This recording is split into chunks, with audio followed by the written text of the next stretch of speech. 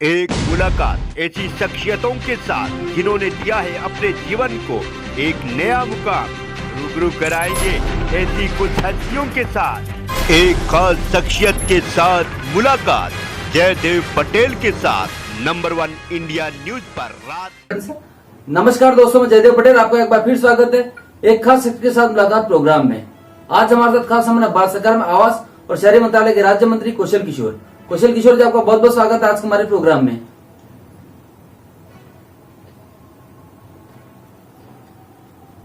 जी कौशल किशोर जी, आपसे हमारा पहला सवाल है कि लिव इन रिलेशनशिप के बारे में काफी कुछ कहा है आपने, थोड़ा विस्तार से जानना चाहेंगे आपसे। एक कार्यक्रम था बेटी बचाओ बेटी पढ़ाओ और भ्रूण हत्या पे एक सेमिनार था जिसमें मैं गया था। जी। जो भी भ्रूण हत्याएं हो रही उसके पीछे का रीजन जानना होगा। या तो अब बहुत कम हो गया है वो रेशियो की जो किसी हॉस्पिटल में जी। कोई जाते हैं चेक कराने और लड़की है या लड़का है, ऐसे में भ्रूण हत्या करने वालों की संख्या बड़ी तेजी से कम हो रही है। लेकिन जो बच्चे मिल रहे हैं, कई बड़े बच्चे मिल रहे हैं। एक लड़की जंगल में छोड़ दी गई और 3 साल बाद लोगों को मिली। मोगली की तरह बिल्कुल उसने जानवरों की तरह चलती थी। हमारे यहाँ लखनऊ में एक सेंटर है, आश्रय सेंटर, जिसमें उस लड़की को खुद मैंने अपनी आंखों से देखा। और जो भ्रूण हत्याएं हैं उसके पीछे जो एक कारण ये भी है कि जो लिव इन रिलेशनशिप क्या होता है। भाई किसी भी व्यक्ति का रिलेशन माँ है, बाप है, भाई है, बहन है या पति पत्नी है, किसी महिला का भी यही है। लेकिन लिव इन रिलेशनशिप का जो सिस्टम है, इसमें एक लड़का और एक लड़की बगैर किसी रिश्ते के रहते हैं, कहा गया लिव इन रिलेशनशिप। ना वो पति पत्नी है, ना वो भाई बहन है, ना वो परिवार के हैं, फिर भी वो रहते हैं। ऐसे में मैं ये नहीं कहता कि 100% लोग ऐसा है, लेकिन बड़े भारी संख्या में ये इस तरीके के संबंध बनते हैं और उससे कुछ जो महिलाएं या जो लड़कियां ऐसे में जो कभी प्रेग्नेंट होती हैं और उनके सामने कोई दूसरा रास्ता नहीं होता है और फिर उसके बाद में वो भ्रूण हत्या ही होती है। मेरे पास इस तरह के कई एक मसले आए भी कि मालूम हुआ कि लिव इन रिलेशनशिप में रह रहे थे और बाद में लड़का जो है छोड़ दिया और लड़की फिर मुकदमा करती है कि उन्होंने जो है शादी का झांसा देकर के मेरे साथ इतने दिन रहे और फिर बलात्कार का मुकदमा लिखा जाता है। ये लिव इन रिलेशनशिप की वजह से ही। तो मेरा ये कहना है कि ये जो एक सामाजिक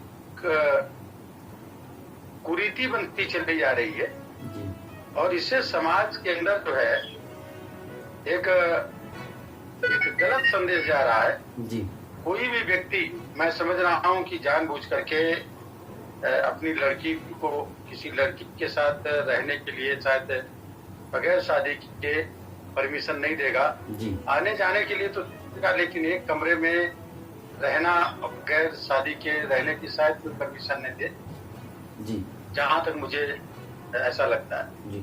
तो मैं समझ रहा हूं कि ये जो लिव इन रिलेशनशिप का जो सिस्टम, एक नया पाश्चात्य सिस्टम यहाँ पर धीरे धीरे करके लागू हो रहा है, ये ठीक नहीं है। ये मेरी व्यक्तिगत राय है और इस पर रोक लगनी चाहिए और समाज को ये निश्चित तरीके से प्रदूषित करने का काम करना है।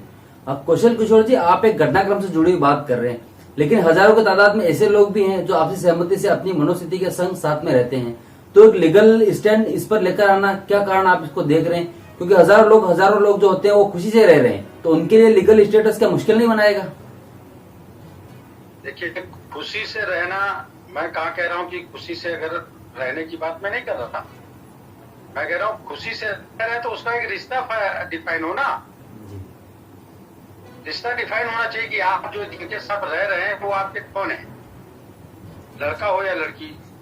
आदमी, लड़का अगर किसी लड़की के साथ रह रहा तो वो किस रिश्ते से रह रहा है? लड़की किसी रिश्ते से अगर किसी के साथ रह रही तो उनका रिश्ता क्या है? ये डिफाइन होना चाहिए। खुशी होना अलग बात है, जी व्यक्ति की आजादी की एक अलग बात है। एडल्ट हो जाए, बालिग हो जाए, वो अपनी मर्जी से किसी के साथ रहना चाहता है, ठीक है, लेकिन समाज में रिश्ते हैं, वो एक रिश्ता होना चाहिए। और इसीलिए समाज में ठीक है, अगर आप रह रहे हैं तो उसका एक रिश्ता डिसाइड करिए। जी और लिव इन रिलेशनशिप का जो है बाकायदा रिश्ता होना चाहिए, और जिसका बाकायदा रजिस्ट्रेशन होना चाहिए कि हम फला फला के साथ इस रिश्ते से रह रहे हैं। जी और ये अगर शुरू होगा तो निश्चित तरीके से मैं बता दूं कि शायद जो भ्रूण हत्याएं होती है उसमें कमी आएगी, और जो लिव इन रिलेशनशिप के बाद जब टूटन पैदा होती है और जब मुकदमे होते हैं, जी कार्रवाई होती है, तो उनमें भी बड़े पैमाने पे कमी आएगी और शायद वो कच्ची कार्रवाई कैपिट नहीं हो। जी कौशल किशोर जी, यही सवाल को लेकर सोशल मीडिया पर भी बात हो रही है कि दो लोगों के बीच के संबंध में राजनीति, दो लोगों के बीच के संबंध में एक पॉलिटिकल स्टेटमेंट कानून की बात, ये दो लोगों के बीच की बात नहीं है कि आपको क्या लगता है? ये पॉलिटिकल स्टेटमेंट नहीं है, सामाजिक बात है मेरी। मैंने बोला ये मेरा व्यक्तिगत विचार है, कोई पॉलिटिकल स्टेटमेंट इसमें नहीं। जी कोई भी व्यक्ति की मैं बात कर रहा हूँ, अपनी सहमति से कोई चला जाए कहीं रहे, एक अलग चीज। जी लेकिन इसीलिए कहा गया ना कि 18 साल की लड़की अगर हो जाएगी तो वो बालिग मानी जाएगी, अपनी मर्जी से किसी से शादी कर सकती।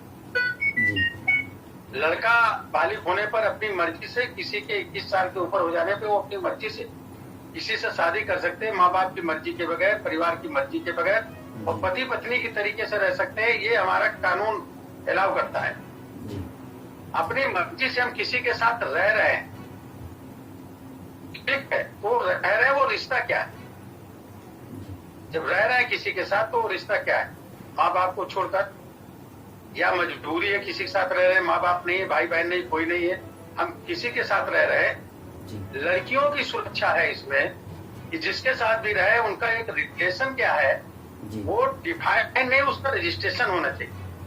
जी वो रजिस्टर्ड हो बाकायदा, और रजिस्टर्ड हो करके वो रिश्ता रहे, तो इससे लड़कियों की सुरक्षा भी रहेगी और भविष्य भी उनका अंधकार में नहीं रहेगा। जी कौशल किशोर जी, आपसे मेरा क्लोजिंग क्वेश्चन है कि आप एक लीगल स्टैंड की बात कर रहे हैं और आप स्वयं एक केंद्रीय मंत्री हैं, तो क्या आप ये विषय कैबिनेट में उठाएंगे कि इसको कानून के तौर पर लेके आए? मैं कैबिनेट मिनिस्टर नहीं हूँ, मैं राज्य मंत्री हूँ। मैंने बताया मेरा व्यक्तिगत मत है, जी और जिस पर धीरे धीरे करके जनमत तैयार होगा तो निश्चित तरीके से कानून। जी कौशल किशोर जी, आपने समय दिया उसके लिए आपका बहुत बहुत धन्यवाद।